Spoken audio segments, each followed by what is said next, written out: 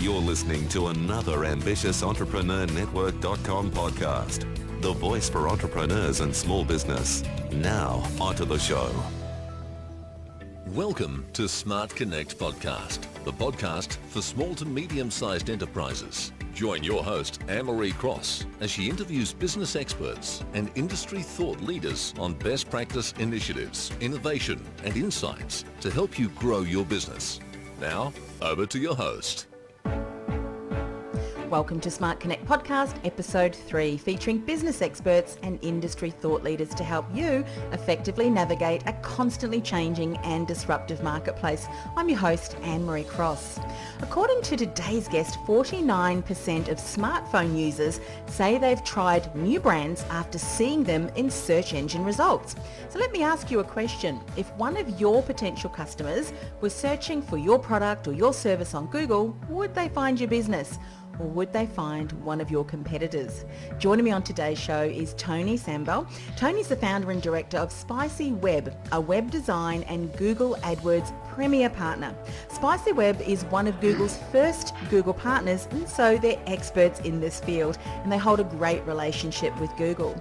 Now, Tony states Google's a tool that gives businesses a billboard that if, was shown to your customers or people or potential customers who are interested or looking for your services, guess what? You only pay once they visit your website. Now, on today's show, Tony's going to share some basic Google methods which can save you thousands of dollars per month in your AdWords spend. Also ask the question, is your current agency, your Google AdWords agency, doing enough for you? He's also going to share some ways to make sure they're working hard for you, as well as who cares about cost per click, CPC. Tony and his team care about cost per lead, and so should you. So welcome to the show, Tony. Thank you very much. This is a topic that many people just get so confused about. So it's great to be able to have you share your insight on the show today. So speaking about Google, you talk about some basic methods which is going to cost you thousands of dollars per month in AdWords spend. And I know that so many businesses who've tried to dip their toe into the Google AdWords arena sometimes really have got stung, and it's cost them a lot of money. It's so true. Every time I would do an event where I'm speaking, I could just get everyone to put their hands up who's tried AdWords, and like a lot of hands will go up, and then I say, well, who's still doing it? And all these hands will go down. Yeah. And it's usually because they got stung by an agency or they got stung by trying it themselves. Let's talk about some of these Google methods. What are some basic methods that we need to know?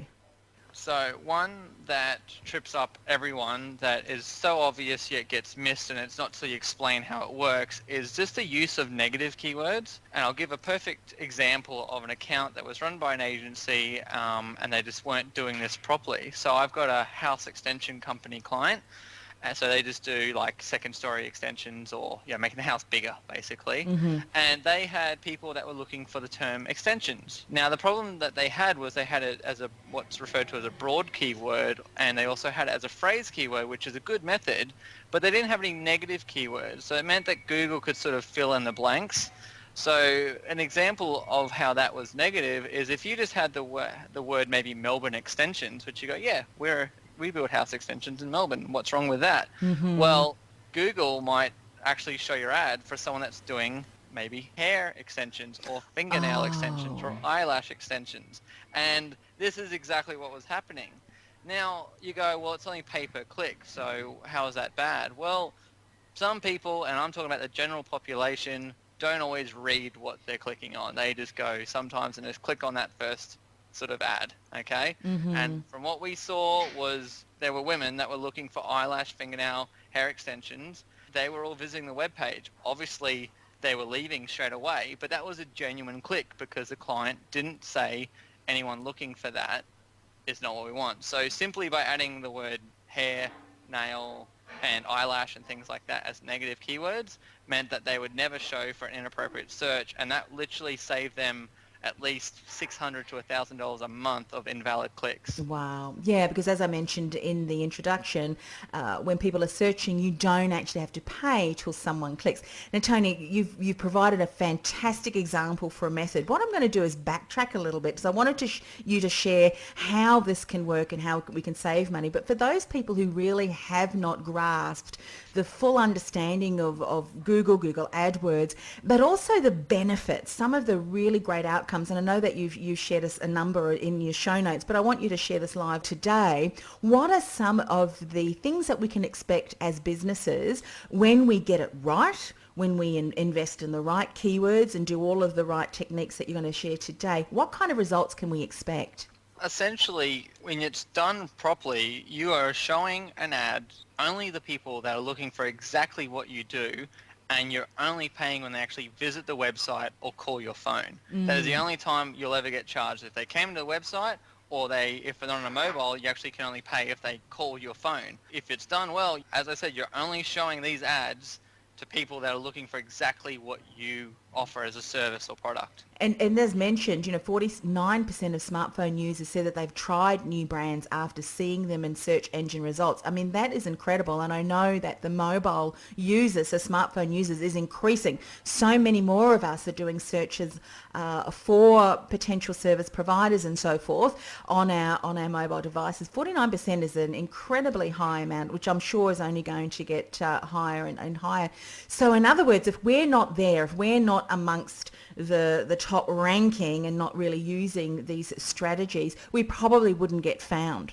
Exactly. Google has a term that they're sort of trying to invent, which is called micro moments. And essentially, this is the world we live in for advertising. So when your car, say, gets a flat battery and you go to start it in the morning, because we've got a mobile phone in our pocket, you're not opening up the yellow pages to find a mechanic or something like that. You're literally just going to look up a battery replacement on your phone, new battery. When your hairdryer breaks, when you're drying your hair, in that moment you look and you can find a solution to your problem. And that's the world we live in. And now if you're not in that micro moment, you miss out. Yes. And that moment it's on mobile phones and it's on computers. This is how we are finding solutions to our problem. Tony, I know that many changes are being made, and often that really is going to impact whether or not we get found. Many of us are doing content marketing strategy and so forth as well.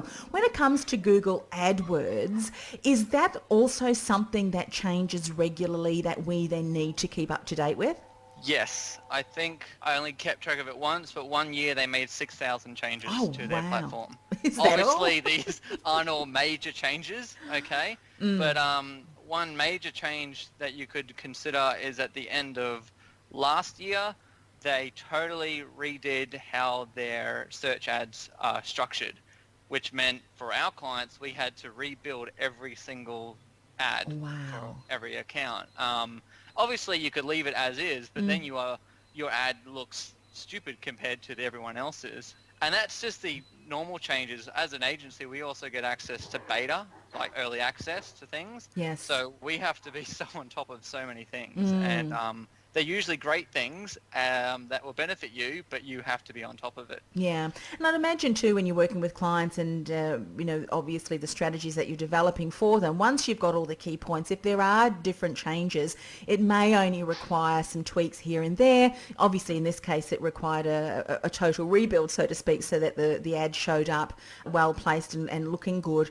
But otherwise, it's not going to require constant change and so forth. No. And once you get everything right, if you use a service such as yourself, you're generating from the back end and follow through for your business real profits. So Yes. It's really an investment. Let's talk about another one of these strategies or methods that you're using that can save thousands of dollars per month on AdWords spend. Getting out of, I guess, the technical side of things, because there's like so many technical parts that are being missed out on, such as I talked about negative keywords.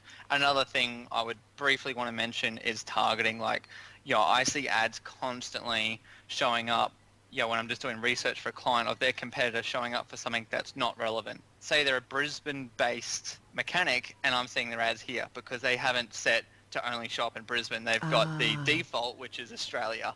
So these are amateur mistakes you would hope only done because they're doing it themselves. They've just gone next, next, next without actually reviewing the default targeting methods of Google. So there's obviously those sorts of things. But the thing that we're passionate about here and that I want to highlight to the listeners would be making use of what's unique about AdWords, which is that for once with advertising, you can learn everything about what you have done instantly. Okay, so in the old days, you'd pay $1,000 to put your ad in the newspaper, and how do you know whether it's working? I mean, you might have a comment in there, mention this ad to get something off, or you might ask them. These days, people can find you so many different ways. Even if you have an internal method of asking them, how did you find us? They're not necessarily going to remember what keyword they typed in. They might not even know they're clicking on an ad. Most people say, no, I never click on those ads. And you go, well, I'm almost certain you found me through that ad. Yes. So they just honestly don't know what they're doing half the time. But what you need to do is take advantage of that data. And the amazing thing about AdWords is not only will you know how many clicks you're getting, then what they're doing on your website, but you can track each click to which one's led to a phone call or an email inquiry or any other action that is important to you. And then you can start to actually optimize the account going, these keywords here are actually leading to great phone calls. And these ones over here are actually leading to no phone calls. And these ones over here lead to phone calls, but not that well. It's costing me $200 per phone call or per lead, where this one's costing me $20 per lead. I'm going to shuffle my money out of here and put it in here. It's just a smart way to spend your money. If you're not able to track and monitor, you're not able to tweak, improve, delete, get rid of, that kind of thing. And so what you're just saying is so imperative. And I think for many business owners, one of the key areas is, number one, they haven't hired or invested in the right service, the right agency, or number two, if they are doing it themselves or with their team, they're not seeing all of the different parts that move together, because there may be one key area that's working really well. You might have, in the case that you've just provided, you've got some great keywords, but you're being searched Australia-wide, and if you're a local business in Brisbane, if someone clicks in your ad in Melbourne, they're not going to go, well, you're the best mechanic in Australia. I'm going to drive up to your, your mechanical business. Are there any other methods that you recommend we do? The only other thing is, when it comes to a strategy, is there are so many different ways to advertise in Google that you need, I guess, someone with the experience like us. This is where we can add another value, is because we work with so many industries and this service constantly every day. It's our 9 to 5. We're in this platform. We get to learn things from others and experience, and just reading about that saves you time and money. Yes. So everyone, when they think of Google AdWords, they think of, when I go to google.com and do a search for something, I see those ads up the top. Yeah. Okay, so that's what they think of. What they're ignoring is that 90% of the ads on the internet, on other websites such as like news.com and sort of any sort of website that has ads, 90% of those ads you're seeing are part of Google's network. So one very simple method of advertising is a thing called remarketing, okay? And what this is you're showing ads only to people that have already been to your website. So we're not caring about which website they go to after you, but we're going to show them ads of you.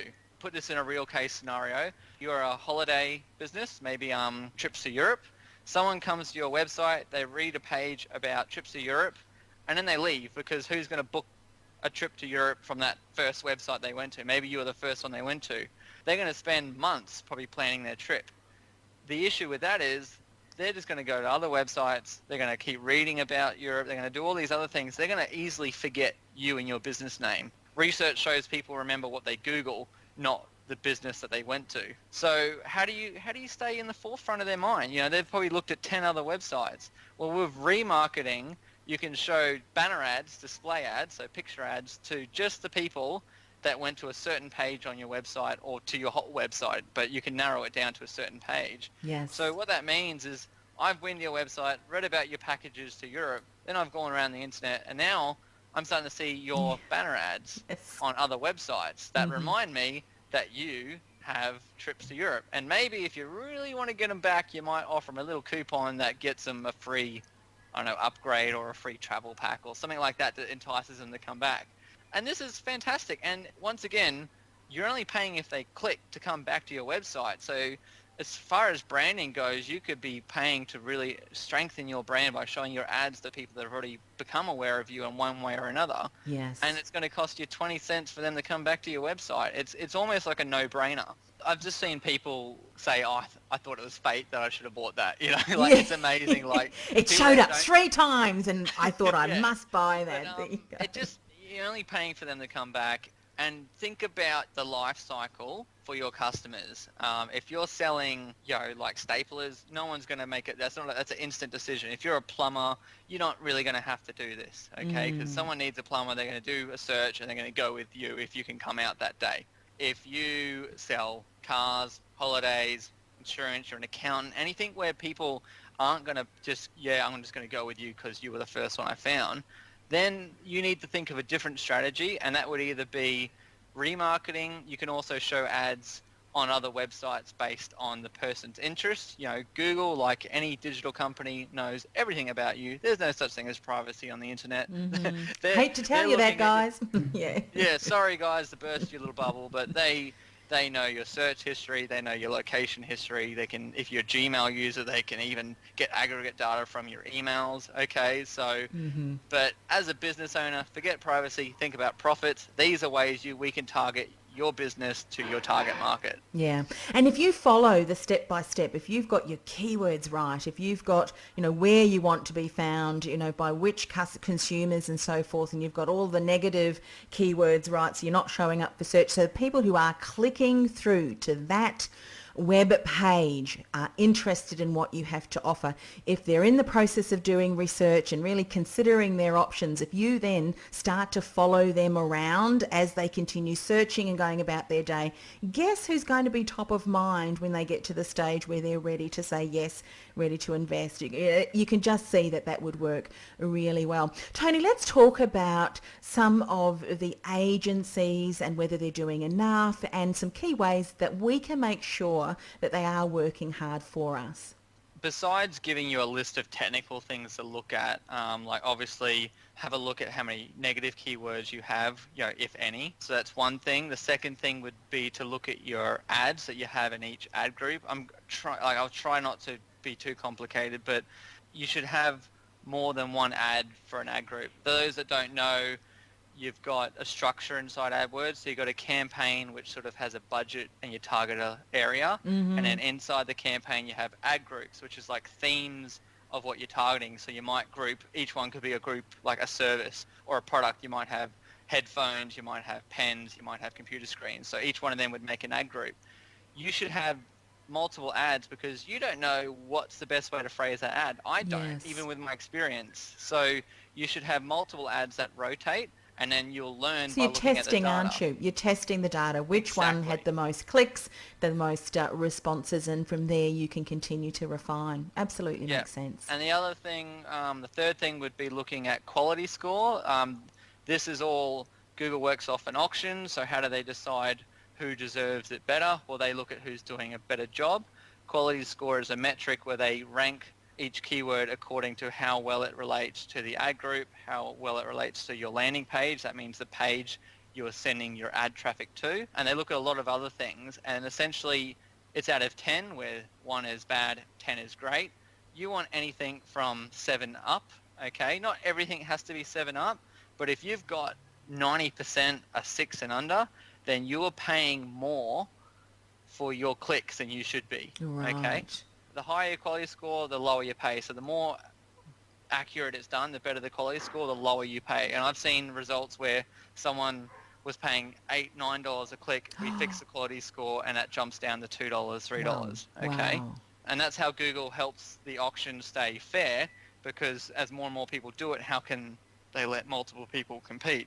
The one final thing, because I don't want to go about everything you can look at, there's something you can look at, and it's hidden away. It's under Tools if you're in your account, and it's called Change History. This will let you see, and you can set the date range, how often a change is made to the account. And why do I say this? Well, internally, sometimes you might have a mature account and you go, I don't need to make many changes, but there's always something you can do. So we always will make a change, even if it's a small adjustment. I'm talking minor, like adding another ad that's got maybe slightly different wording, okay? Mm-hmm. Because I may have spent an hour reviewing your account and go, yeah, it's all good, but I want you to, I want to be able to prove that I spent this time, and so I'll always make a change. And that way, when you go to change history, there should be this history of them doing things. I've taken over an account that had 6 months plus of not one change, and they were paying monthly, I think it was like $800 a month to an agency to monitor and manage and optimize the account. I don't care if they were spending an hour every day looking at it. There were things that needed changing. I obviously found things that need changing, but there's always something you can do. You can always make a bid adjustment. You can always create another ad. And I'm happy to throw someone else under the bus if they just haven't done anything, because they're going to give AdWords a bad name. And look, Tony, I think as business owners, there are so many facets, as we know, to running a business, and a lot of us have got team that we need to oversee and everything. We don't know what we don't know, so it's really great that you're sharing this. And so from what I'm assuming then is that there are some agencies out there that are just not doing that, whether it's because they're lazy or they're just not providing the high quality of service, or maybe they're just not aware and up to date of all of these changes. Is that what you're finding typically that can happen? It can be it can be so many reasons. It could be an internal team. I don't care who's doing it. If you as a business owner have given this task to an agency or an internal marketing person, and there hasn't been one single change in an account after a period of time, they don't have to do it weekly. I'm just saying after a period of time where it would be ridiculous for them not to have made anything, then they are, you as a business owner are wasting your money, because after a period of time, there are keywords that will need to be adjusted, added, removed, bidded differently. There are ads that you will have enough data to go, that ad isn't performing, we should add another one and pause that one. So there's always something you can do at least once a month. Yeah. Okay. Oh, absolutely agree. And as we mentioned what this whole podcast is about helping businesses remain or navigate and remain competitive in a constantly changing and disruptive marketplace. And as we know with technology, and as you mentioned, there was some time where 6,000 or so changes were made within the Google technology. And if we're not remaining abreast of that and not adjusting and tweaking what we've got, then we're not remaining relevant, and so it's either costing us too much money or we're just not getting found, which ultimately will cost us profits. Exactly. Tony, let's talk about the cost per click versus cost per lead. But before we dive into saying, you care more about the cost per lead, for people who are not really familiar with both of these terms, what does each of those mean? Cost per click, cost per lead. Cost per click is a terminology inside AdWords. Basically, it's always referred to as average because every single click is slightly different. So you can never actually see your exact one. But let's say you went into your AdWords account, or you're doing AdWords. Every time someone clicks on your ad, you get charged for that, and that's referred. And whatever you got charged, say it was $2 for that click, your cost per click was $2. If you had 10 clicks and it cost you $10, then obviously your average is $1 a click. Okay? Yes. Now, cost per lead, inside AdWords it can get confusing because there's the terminology of conversions and there's also the terminology as acquisition, and they're the same thing. So Google will give you the cost per conversion and the cost per acquisition, and basically what that is a lead, and that's why I changed the terminology. I need to talk to my clients and what they're used to, because it's not a real conversion unless we're talking about e-commerce, because that's the only time AdWords conversions are true conversions, because we know they've made a sale. Right.